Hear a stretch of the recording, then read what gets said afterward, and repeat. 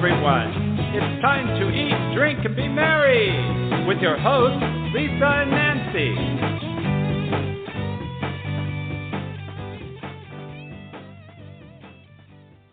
Welcome, everybody. If you're a fan of Craft-Brew, you're so going to enjoy today's episode with filmmaker and producer Christo-Brock. He's joining us to talk about his fantastic documentary. It's called Brewmance, and it is awesome. It really goes into the history of Craft-Brew and how it's an American story, and this documentary follows two sets of entrepreneurs, home brew makers who decided to open a brewery in Long Beach, California. But it is so cool. It's just a great story of entrepreneurship, creativity, passion, and it's delicious. And you must drink a craft brew while you watch this. I'm just saying. It is out now on all video-on-demand platforms in the USA, Canada, UK, and beyond. And I encourage you to go to the website to learn more. Brewmancemovie.com. They're also out on all the social media channels. But welcome, Christo. How are you doing? I'm good this morning. How are you? Doing good. So what time are you allowed to drink beer? Like, do you start in the morning if you want? Do you care? Well, depends on whether you're like on island time like I am right now. Or, right. It's entirely relative. Exactly. I don't know, Nancy and I travel the country full time. We document parks and public lands for a different magazine than what you're going to be in. It's our Parks and Travel magazine. And one thing we do is we get into the communities and look at what there is to see and do and focus on that. And we are finding across the country, we started in San Diego back in the late 90s, and San Diego is really blossoming in regards to becoming a craft brew destination, but we've been through like Asheville, North Carolina. We've been through all over the country, and we're seeing like even Erie, Pennsylvania has an ale trail, this blossoming. And I think it is really the last 10 to 20 years of just America really becoming a brewery destination, a craft brew destination. And watching your documentary, Brewmance, what I loved about it is that it really showcases how it started way back in the 70s even. Yeah, we used to have the worst beer in the world. In the 70s, like, beer was just boring. It was like one kind. It was a light, fruity lager. And this whole craft beer movement thing started with a bunch of restless homebrewers who basically said, you know what, I can make something that tastes better than what I can buy. And then this started to gather steam in the 70s. And eventually, some of those homebrewers thought, I bet people will want to buy my homebrew. And so those first wave of homebrewers, and there were like 7 of them that started between like 76 and 1980, they just opened up these little microbreweries and started selling their beers. And, back then, like we Americans, we didn't have a lot of taste. We didn't really care what we ate or drank so much back then. It was like fast food was great, Yeah, TV and dinners. Coffee was that. Yeah, TV dinners, exactly, because it was fast and easy, and it was like, space age. And then, coffee was terrible, like that big pot of diner coffee that you see on the burner all day long. And bread was just Wonder Bread. And like in the last 40, 50 years, we've come so far. So, now that Wonder Bread is now like a country sourdough batard, and your coffee is like a double macchiato skinny with something stirred in. You know what I mean? It's like we have become, I think, more sophisticated. Take that, Europe. Look at us. We're more sophisticated now. Well, you know what? I grew up in South Africa and other countries, Kenya, England, and you can drink younger. And I found that out on the airplane coming home to the States, and I was like, holy crap, they're not going to give me a drink, a beer or a wine on this airplane, and there's a screaming kid next to me. Stop it. But anyway, it was like a shock. Well, Lisa, America's had such like a twisted relationship with alcohol. Like, it's crazy. It Prohibition is weird. actually. Sorry, I don't want to steal your words here, but like Prohibition totally wiped. We had a lot of breweries everywhere in this country pre-Prohibition. There was like there was a brewery in every little corner, on every street, every little city in town, and Prohibition totally wiped that out. And the only companies that survived were the big brewers. You know? And then we got Anchor, and I love that you have Fritz Maytag in there, because Anchor, you know, brewing. I mean, his story is amazing. Like, he's just like, no, we're going to do it my way. Like, he went in like, that's it. I don't care. I'm doing it my way. He should have that song dedicated to him. He was so funny. I mean, I really liked talking to Fritz, because he was just like, "It's old. I'm going to tell you the way things were, and they did it this way." I would tell you, when I first called him up to try to got through to him to do an interview, he was like, "What? Why do you want to talk? What are your questions?" And I was like, "Well, as far as my research goes, you seem to have sort of been holding the torch for craft beer, you know, for 10 years." He's like, "Yeah, absolutely true." And then he started to sort of tell me all these stories. It was it's a lot of fun talking to that guy. But yeah, I mean, you know, he was like, he is totally true. The whole thing about it going, the Prohibition screwed us all up. I mean, and it's wrong. It was just wrong. And, you know, you think now, okay, getting into the craft brew scene, coming from South Africa, drinking beer, getting over to this country, the first beer someone gave me was a Natural Light. And I about what? This is not beer. And I was, really I will say it escaped my mouth pretty fast. No offense, Natural Light. Other people dig it, but it was a shock. But watching this grow, you know, and this whole movement grow, and as we travel, it's beautiful. But you know, these home brewers, I have friends that were making it in their bathtub and stuff when I was, you know, growing up here, in my early 20s. They were like, you go to any guy's bathroom and you're there to visit and you're on a date and you're like, what's all this stuff in the bathroom, you know? And even now we have friends who have a bed and breakfast in Nashville, the Lion and the Rose. They make beer for their guests. When you come in, you get their latest brew, and then they take their spent grain and they make dog biscuits and donate them to the shelters, the dog shelters in town. So it's like this movement. Reuse. You've got to go there. I'm telling you, it's really good. But following, you know, these two sets of entrepreneurs in Long Beach, it's really fascinating seeing the camaraderie of homebrewers, like how they support each other. And then it's like you're entering the business world, and it ain't that easy, man. It's hard and expensive. Yeah. No, but you know, it's funny. It's one of the things that kind of struck me when I was starting to make this film, and one of the reasons I kind of wanted to make it is because I think the thinking with craft brewers is different than other business folk. Because normally, you're in business, you make a widget, you have competitors, you want to make your widget better than your competitor, you want to sell it for less, and you want to have more sales. And basically, your competitor is your enemy, but not in craft beer. There's this whole different thing going on, which is my competitor can also be my friend, and there's room enough for everybody here, you know, to make great beer. And for a long time, you know, there wasn't a lot of craft beer, so the craft brewers were very much like this band of rebels that was making beer that wasn't like the big beer producers.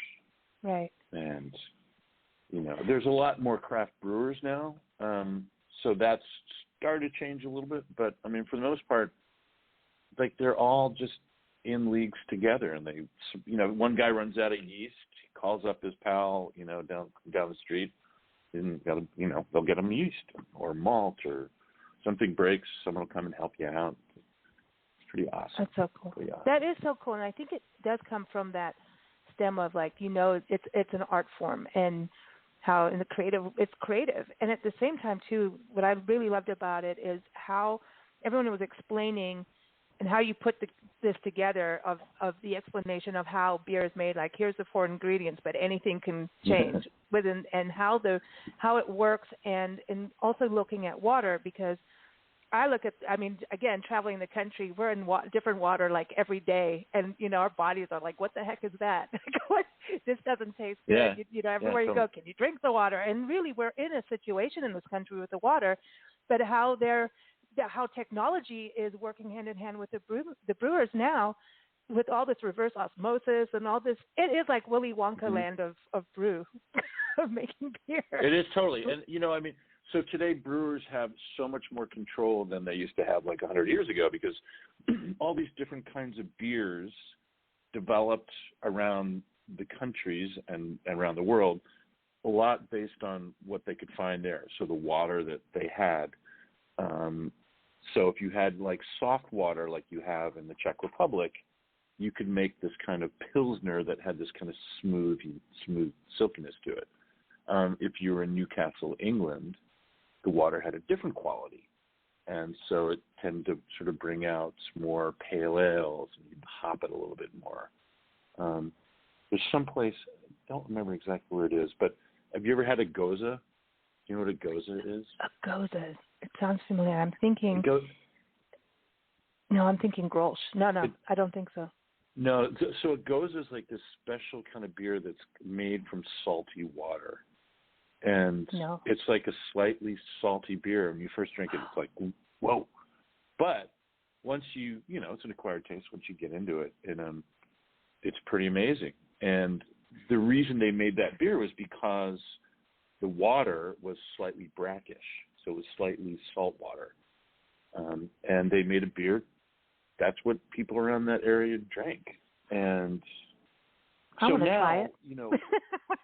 It's delicious. And I had one. Chocolate. I had one in Portland from Germany. Maybe it's from Germany. That was like this smoked malt Goza with lime, and it was crazy. I was drinking this, and it tasted like I was drinking this freshly burned pinyon leaves or branches. It was crazy. But the point is, so now brewers have so much control that they can make any kind of beer, any kind of style from all over the world. And your brewery can be anywhere, right? You don't have to be in Germany or the Czech Republic. Yeah. You can be in Erie, Pennsylvania, or my hometown of Philadelphia.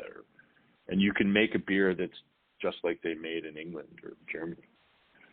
So also, I'm sorry, I'm catching. No, go ahead. Well, I was going to say, there is a location thing, too, that some breweries are doing. Like, I even look at Dan and Jesse Sundstrom with 10 Mile Brewery, how it connects back to Hume Lake, which we're going back to in the Sequoias in the next couple of days. I'm excited. But and how they go up there and how it relates to that. And that some of the breweries we've met or gone to in this country have actually tied it back to pieces of land and the water of the land. There was one, I think it was 49 in Little Rock, Arkansas, and it stood for, their name was about the 49 trees in this one area that no one was allowed to touch conservation-wise, and it had to do with the creek running through and this whole thing. So in some ways they're taking maybe the name, but they can do like what you're saying, any kind of beer that they want. Yeah, and the other thing that's great is that the beer that they make is like this personal expression, right? So people like, if you're a little craft brewer, you make any kind of beer you want. You hope someone will drink it. And so Dan and Jesse from 10 Mile, kind of beers they like are sort of strident IPAs that feel like you're in the mountains, Mm. And so those are the kind of beers they make. I mean, they also make sort of very classic German styles. And Liberation, the other other brewery in the film, they like a slightly different thing. Like Eric likes brown ales and sessionable saisons and IPAs too. But so it's awesome because each kind of brewery reflects the taste of the brewer. So it does become like this artistic expression. Yeah, it's interesting because Eric said like there's, he was doing another thing at another brewery and there was like, this is blueberry. And I know that when it's seasonal, there's these seasonal beers and there's some doing peach and some are doing this. And when we were in Erie, Pennsylvania, there's the brewery. It's called Brew Erie. And he started the ale trail out there and Chris and we were sitting down. They made beer that it was infused with bourbon. I mean, they were doing some crazy stuff with fruit that you would never think of, like mango and chili. And I'm like, what the hell? But it tasted really good. But they changed the whole like they had all your different kinds like IPAs and everything, but then they had these just off the wall things, and then it was like a challenge to say, okay, we're making beer, but it's not going to taste like beer at all. And then here comes Eric in your film. He's like, no fruit is touching my beer. Like, I'm not, no. So everybody is completely different, and I think that's the beauty of it. Yeah. Yeah, I mean, that's the great thing about homebrewers is they kind of redefined what beer is, because, like, I don't know if you've ever heard of the Reinschgebot, but it's like this set of laws that Germany passed, 400 years ago. It said that beer could only be made of water, malt, hops, and yeast. Those are the only 4 ingredients. And so, the Germans are very structured. They're very good at what they do. They make wonderful beer. They make wonderful cars too. But they, they're very good at what they do, but they have these rules that they give themselves. And we Americans are like, rules? No, screw that. We're not going to have rules. We're going to break those rules, and I'm going to put blueberry in my beer, and that's going to be beer. And I'm going to age it in a bourbon cask, and that's going to be beer. Blah, blah, blah. Beer, beer, beer. It's just like, so that's kind of, I think I might have like angered some of our Canadian neighbors by saying that craft beer is an American invention. Well, it's but different. It kind of is because like that's the way we are. I think what's great too, to me, is the story of entrepreneurship and just really going for it. And what I wanted to ask you is like looking at what you've done in the past with Touch the Wall, your swimming documentaries. You've got your sports films, Spirit of the Marathon, and Hood to Coast. Now you're in beer. I know you're going from beer and you're jumping in a tank with, from sports into the tank of beer. But in a way, isn't that kind of similar? Because sports is like, you have to have that focus, that zone. You have to have that drive with your passion to really go for it and to win. So did you find those similarities when you were making this documentary? Well, I'll say as like an independent filmmaker, like every film I make is like a little startup business because it's a whole different world with a whole different people and a whole different audience, which I can say it's a little frustrating because I kind of feel like, can't I just run off the laurels from the last film? But it also makes it interesting. And I like a good story. So I wasn't a big beer aficionado before the film. I just thought it would make a really interesting reveal and story. And I think I found a couple groups that were interesting and going through something. And hopefully the film tells a story. I love it because you followed, Dan and Jesse, and then the Liberation Boys in their pathway, and being able to do it with them both being in Long Beach, to be able to follow their journey, the good, bad, and the ugly, and the delicious, right? Yeah. It's because it's not easy, and you showed the truth. I thought that was really amazing that they allowed that to happen as well. Kudos, because we're so politically correct now. Everything is so shiny and polishy, and if that's not the truth about opening a business or following your passion and keeping the integrity of the beer, that's important too. So your last question is, if you could have a beer with anyone in the world, alive or passed on, who would it be? Where would you go, and what would you be drinking with that person? Wow. It's our happy hour question. It's cool.